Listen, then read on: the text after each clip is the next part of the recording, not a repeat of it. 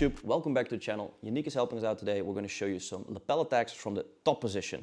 We're going to use the gi, going to choke, we're going to get the back, going to do some submissions. Let's just get to it. Let's.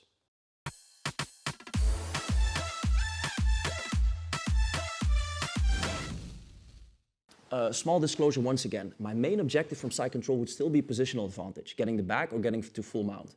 Everything I'm doing with the lapel, if I can submit her, that's beautiful, yeah. But if I can get a full mount position or a knee on belly, that would be perfect as well. So we're working here. If I open up my opponent's lapel, I have to be aware that I don't give up my pressure, and I'm not opening up this space for the underhook. This is a bad thing. So we're working, keep shoulder pressure. The only reason I'm not putting all the pressure today, first off to save Yaniek, was also to mess up our audio. So I'm going to be a bit higher so I can explain. But I want you to have good pressure. And as I open up the lapel, my elbow stays tucked to my body. So that takes away the space for the underhook. So I'm not opening up like this. You see all this space here. Yaniek, would you reach, boom, and get to the back. So I keep my elbow tucked to my body as I open up with my hand. Now get the underhook, Yaniek. You see that's tight. Okay, that's tight. If she starts to reach, I can beautifully get, and maybe if she starts working, I can set up the arm and maybe go for a dars, for instance. So opening up the lapel, and once again, we're going to distinguish between being underneath the arm, across the arm, or in front of the arm, yeah? So in our first video, if you haven't seen that one with lapel attacks from the guard, we did the same thing. Now, a few things change here. In the guard, we had some space behind her. Now we have the mat, so the back take gets a bit harder, but we do have more pressure and the gravity as opposed to the guard, so some chokes become more available and fun. So the first one that changes is if we get the full lapel out and we bring it all the way to the other side, we take the point, we enter into our samurai choke. Be sure to check out our baseball choke video. It's the same mechanics. This time we use a lapel instead of her collar.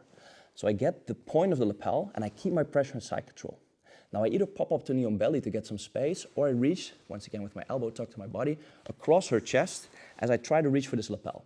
Now, if I cannot get it with this hand, I'm not lifting up. You see, that's where my pressure fails. So I keep this pressure and I use my left hand to just give it to my right hand and give the lapel. As I get a strong grip here, like a baseball choke. Now I pop up to a high knee on belly as I have to challenge her right arm and pass that arm to finish for the choke. So I pop up all the way high, my knee goes to the side and I bring this whole lapel to her neck. As my elbow drops down, I sit down and I finish the choke here. Yeah? I could also, once again, just like the baseball choke, go on two knees and finish the choke here. So this choke becomes available. We're not going to go in depth on that choke today, but just for the purpose of using the top position, getting the samurai choke. Now, main objective, once again, is to pin her. So we have this lapel. We're going to do the exact same thing as we did in guard, just upside down. So give it through to the opposite side. Yeah? Take control of the lapel. I grab the pants. My elbow stays tight, and I pop onto knee on belly. So we have this control here. Now, usually in knee on belly, I would be happy to just have the collar. Now we have the same thing with the lapel. And just as in the guard, I keep my elbow tucked. I have to prevent her from diving towards my leg. Keep pressure here with my forearm. Keep my elbow tight. Don't give the back. As of now, I'm scoring points for knee on belly, so that's good for me. Yeah. Now we can do the same thing as we did in guard. I'm going to switch my hands close to the neck, reach to the other side, grab some fabric here, and choke with this cross-shoulder collar choke. If she in panic starts defending and working, I always like to just go to full mount, score my points, yeah, and maybe finish with the choke or do some other stuff. So keep in mind that whilst playing the lapel, yeah, our main objective would still be positional advantage. So we're playing knee on belly here. We just popped up. We opened up the lapel, recross. Now we have the same options as we have in the guard. I can either go for this choke, and if she's defending with her hand, I can just grab the arm, the sleeve, pull it to the opposite side, and now I put all my weight in as I lift my choke hand and put pressure for this choke, the one we also did from the close guard, but now with added pressure and gravity. Yeah? The cool thing that also opens up from here, if she's sideways, is I can collect the head, yeah, and shoot through, just stay on your side please, shoot through with my arm and go for normal dars here. I just finish down with the dars. So the dars is a bit harder from close guard as I have to sit up, but now it becomes more available. So we're here, we have the first choke with the cross collar, we have the sleeve, pull it over and start choking here. If the lapel is not working, we collect the head, shoot my arm through, and finish with the basic dars, yeah? All the while chasing that full mount. Okay, now something else that might happen. As I control the lapel, yeah, Yaniek might try to hide these choking abilities for me and go a bit to the side. She's obviously not going to go all the way because I will expose arm bars on this side. Yeah, it will expose back takes.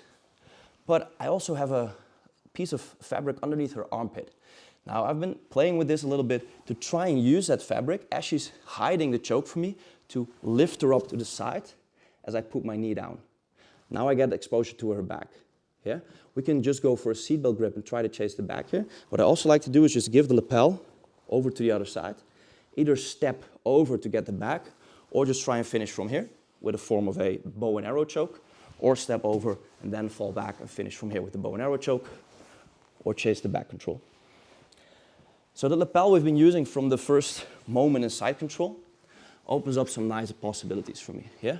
We go behind, we can control here, pop up to knee on belly, boom, and then we can switch for these chokes, yeah? If she's hiding it a little bit, yeah, we can use this to pop her up, put my knee behind, throw over, and just control this lapel. It's just like a normal bow and arrow choke, but I think this grip is even tighter because the fabric is so small at the end. Control her pants, step over, yeah, that could be an option. Control and finish off with this bow and arrow.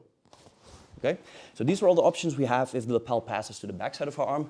Now, we have the same ones as in close guard if the lapel would go across her arm, yeah, with a triangle. So if we pin this arm and her hand is towards her chest, we can use this to maybe work our way to a mounted triangle. But I'd rather go to knee on belly and play it safe and get the full mount. And what also might happen is, usually this hand is framing, as I open up the lapel, if she tries to defend the lapel and reach down, yeah, I just go back to basic stuff. I collect the hand, switch, and I go for a kimura from reverse kesekatami, switching up and finishing with the kimura. Not going in depth on that. And if she defends with the arm here, and I cannot go underneath, and I might just wrap the lapel over. Now, if the wrist is towards the chest, we open up triangle possibilities, or we walk the arm up. And if the wrist is a bit more outside, this is fun. We go all the way deep, and her hand is pinned here. If she tries to put her hand back, it's kind of stuck. Now we keep control. I walk underneath her elbow, and I keep control of this piece of fabric here. Now I switch my hands, yeah?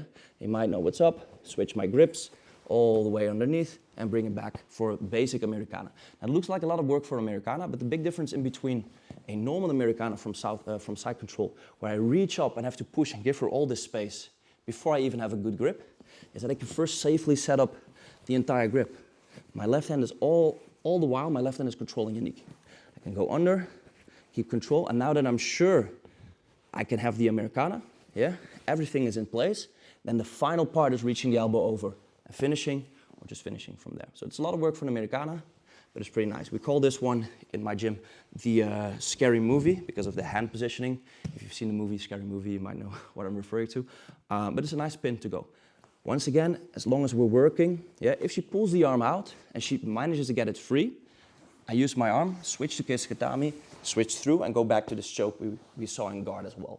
Yeah? There's also a really nice option if you do manage to get the americana grip, and you switch and you put the hand all the way through as well. You can choke with the americana. So there's some cool options from there to play around with the lapel in front of the arm, over the arm, underneath the arm, chokes, knee on belly, passes, back takes. Let's just wrap it up there. More than enough to play with. Once again, the main objective would be just work the lapel. Just see what your opponent does. Yeah? Check out their reactions. Do they reach with the arm? Can you grab the kimuras? Can you grab the positional advantage? Can you go to knee on belly? Or can you just set it up and start choking from there? Thank you guys for watching. See you in the next video. Peace.